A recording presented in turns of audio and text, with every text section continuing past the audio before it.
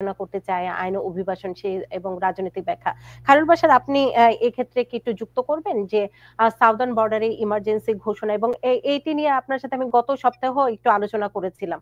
তো সেই প্রেক্ষাপটে আপনার কাছে যদি আমি একটু জেনে নেই যে আতঙ্কিত হওয়ার যে বিষয়টি তৈরি হয়েছে সেক্ষেত্রে আপনি কি বলবেন এই এক্সিকিউটিভ অর্ডারের মাধ্যমে কতটা প্রভাব ফেলবে যারা সীমান্ত দিয়ে প্রবেশ করেছে আমেরিকাতে? ধন্যবাদ। আমি অ্যাড করতে চাই অ্যাটর্নি মঈন চৌধুরী যা বললেন একটু আগে। প্রথমত যেটা ইমার্জেন্সি সাউদার্ন বর্ডারে রিসেন্ট ডিক্লারেশন, তো এটার হচ্ছে ইয়েস ওখানে আর্মি যারা আছে ওখানে ওরা মোতায়েন করবে, প্লাস পলিসিটা হচ্ছে remain in Mexico policy, remain in Mexico policy plus যারা মেক্সিকো থেকে অ্যাপ-1 অ্যাপয়েন্টমেন্ট করে অ্যাপ্লিকেশন করতে পারতো অ্যাসাইলামের জন্য, ইট হ্যাজ বিন সাসপেন্ডেড। এখন ওটা নেই।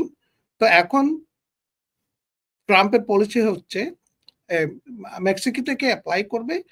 এখন ইউএস ইমিগ্রেশন জাজ যদি ডিসাইড করে, then they can enter as asylee, that's in place. Secondly যারা অলরেডি সিস্টেমে আছে, অ্যাসাইলাম পেন্ডিং আছে কেস, তাদের ভয়ের কোনো কারণ নেই। They're absolutely fine. They're with the court. এখন জাজের ডিসিশন জাজে যদি ডিনাই করে, then you can go through appeal process up to Supreme Court. তাদের কোনো ভয়ের কারণ নেই। আর সেকেন্ডলি যাদের জিপিএস বা মনিটরিং আছে, তাদের still they don't have to worry about it. তাদের তো অলরেডি দেখেন ওরা রিপোর্ট করবে জাজের কাছে আসতে পারে।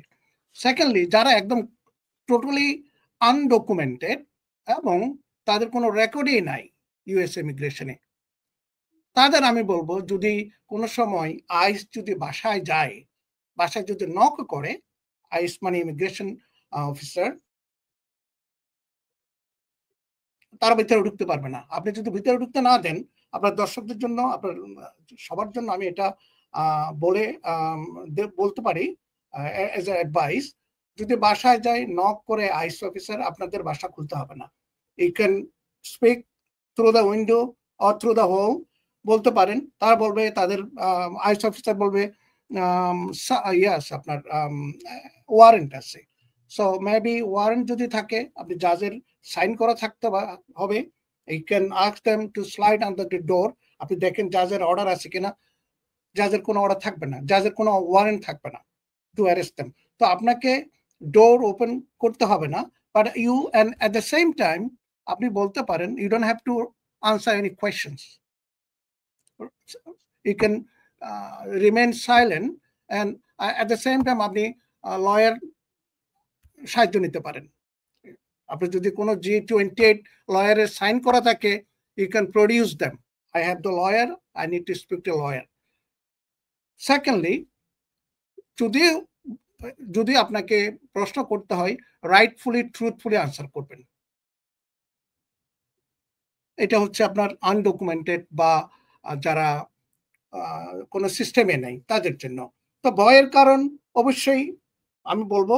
আর সেকেন্ডলি আপনি যে মঈন চৌধুরী বলে গেলেন, সব স্টেটে federal law, yes federal law is above the state law, but at the same time যে স্যাংচুয়ারি সিটিগুলো আছে, তার মধ্যে New York one of them, California, ওদের they don't have to write immigration status with the federal government. But এটার জন্য আবার executive order আসছে, ওরা যদি কমপ্লাই না করে, the funding gonna be reduced, government federal funding reduce করা হবে। সো এটার জন্য এক্সিকিউটিভ অর্ডার আসছে। আরেকটা আপনি যেটা বললেন, ডক্টর নকিব সাহেব বললেন আনডকুমেন্টেড যারা আছেন তাদের বেনিফিট, এটার একটা এক্সিকিউটিভ অর্ডার আসছে। যারা যেমন অনেকে ট্যুরিস্ট ভিসা আসার পরেও বিভিন্ন গভর্নমেন্ট বেনিফিট নিচ্ছে, তাদের জন্য is bad news. Executive order আছে, that will be monitored at the same time. So এই কয়টা আমি বলতে পারি। এর মধ্যে আপনার যদি কোন প্রশ্ন থাকে দেন